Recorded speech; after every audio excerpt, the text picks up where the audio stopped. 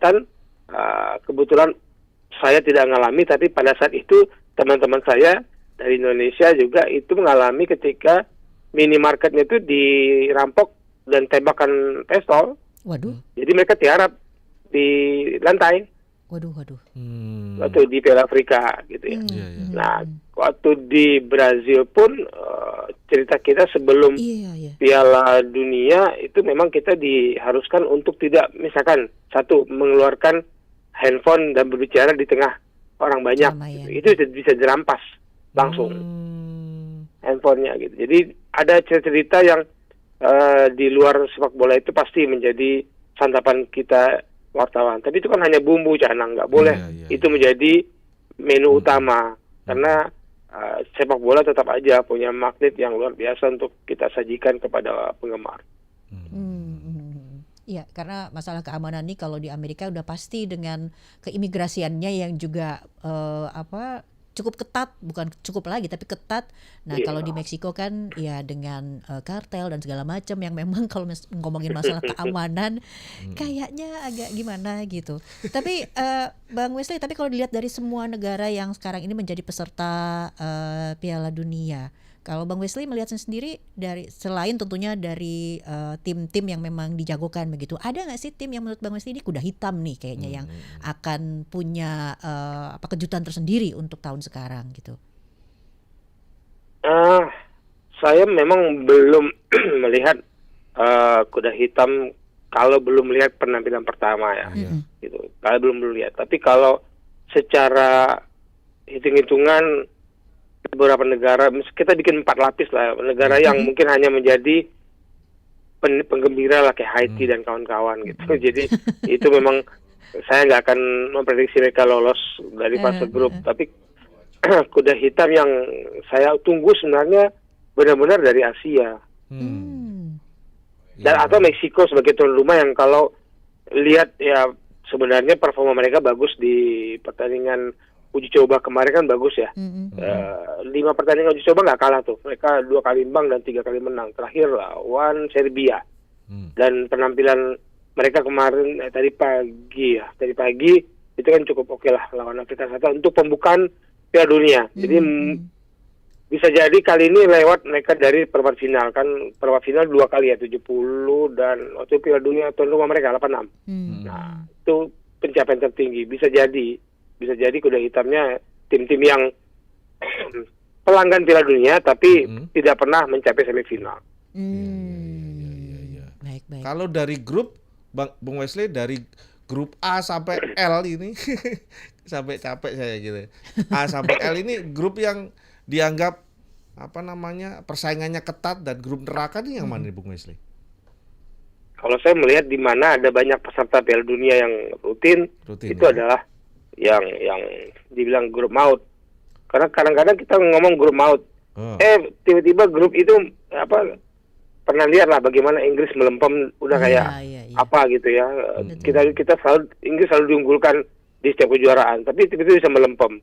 Oke lah, sekarang lagi membaik. Orang lihat Inggris dan Prancis sebagai wakil Eropa, baru disusul Jerman dan Spanyol katanya gitu. Banyak prediksi-prediksi seperti itu, tapi kita lihat ini turnamen berbeda sekali. Iya. Jumlah pertandingan bertambah, jarak yang ditempuh bertambah, dengan nanti tadi Canang bilang imigrasi. Ini imigrasi punya faktor penting karena mereka memperlambat juga proses perpindahan tim dari satu kota ke kota lain atau negara ke negara lain gitu. Iya. Bahkan petugas imigrasi diizinkan masuk ke stadion untuk memeriksa penonton. Oke. Kan sudah mengganggu ya, gitu. Dan ini menurut saya akan sangat mengganggu kenyamanan para peserta. Jadi ya kita tunggulah. Saya belum ingin mengatakan bahwa ini Piala Dunia paling ribet, tapi kita tunggulah. Moga-moga kita punya kesimpulan suatu waktu nanti ini Piala Dunia yang bagaimana gitu ya, selain banyak peserta dan 3 negara. Iya. Karena banyak negara-negara yang pengen jadi tuan rumah ini. Karena untuk menjadi tuan rumah kan mereka yang diuntungkan satu lolos otomatis kan. Kedua bisnisnya itu yang kenceng nih. Berapa ribu orang yang akan datang. Nah, mungkin persiapannya ini yang jadi sorotan, apalagi ini Amerika yang selama ini dikenal karena konflik di Timur Tengah ini Amerika nih. Jadi mungkin ketat pemeriksaannya, tapi bisnisnya pasti jalan terus nih, karena orang yang datang kan nggak mungkin sehari kan. Iya, tergantung juga timnasnya bisa berapa lama bertahan kan. Nah itu tuh.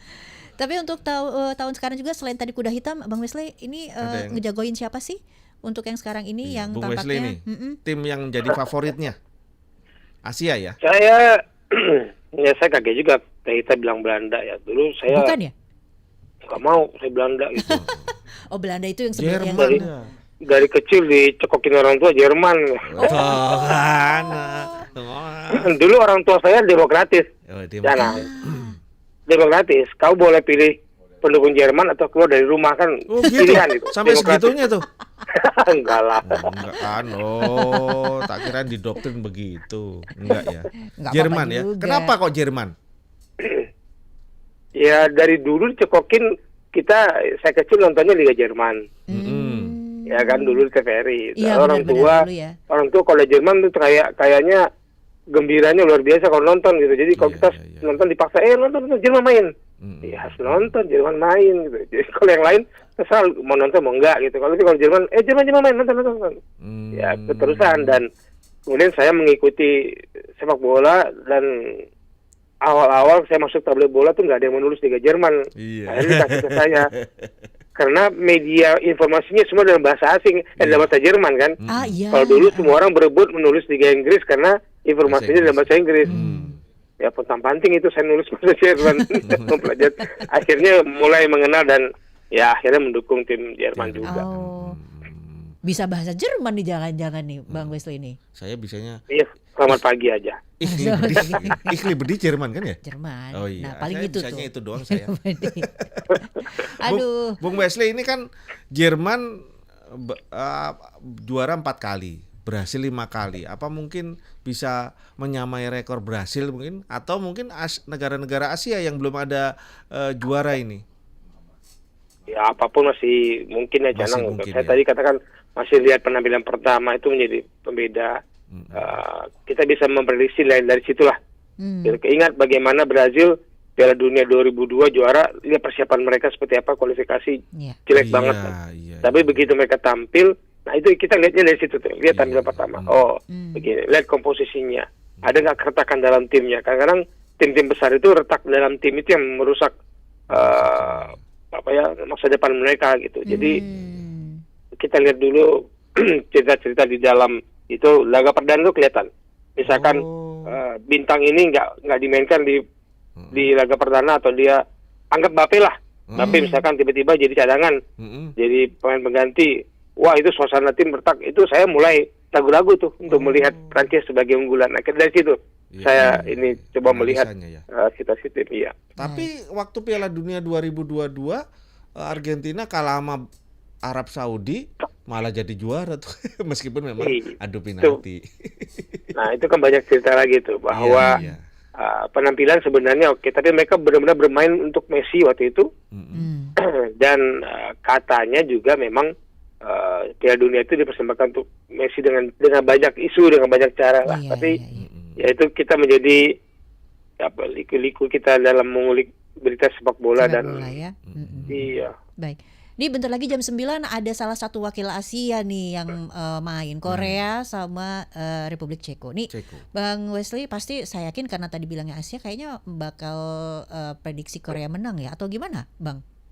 Ya saya sih bukan lagi memprediksi, tapi berharap banget Korea yang bisa menang.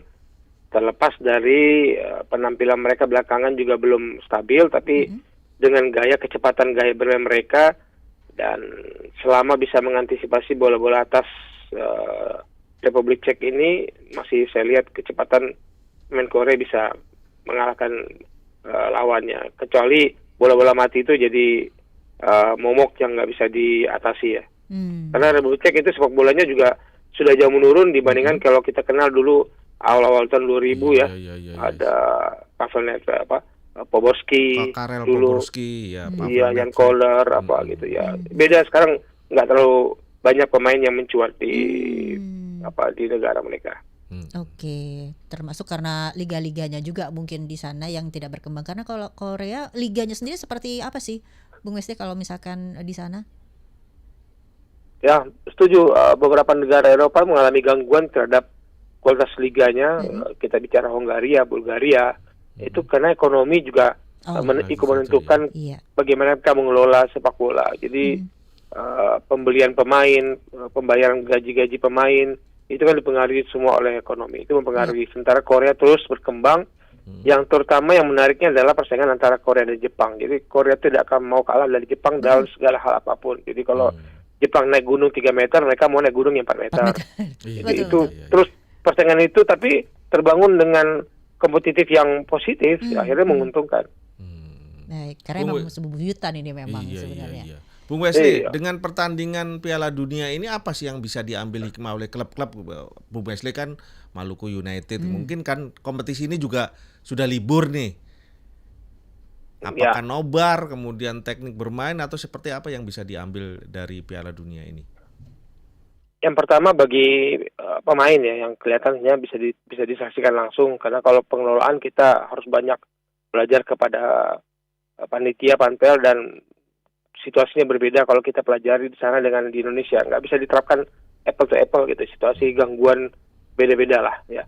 Pemain harus lihat bagaimana sih karakter permainan sepak bola sekarang berkembang, karena setiap Piala Dunia lihat saja ada gaya bermain yang tiba-tiba menjadi dominan gaya bermain sepak bola. Kemudian memahami aturan sepak bola. Dengan perubahan-perubahan itu bagaimana pemain memahami aturan dan mengikuti sehingga tidak merusak game plan yang sudah disusun oleh pelatih. Kadang-kadang pemain ini merusak karena mereka nggak paham, nggak ikut, malah game plan-nya rusak, strategi pelatih rusak. Nah itu bisa dipelajari langsung dari setiap pertandingan besar event Piala Dunia.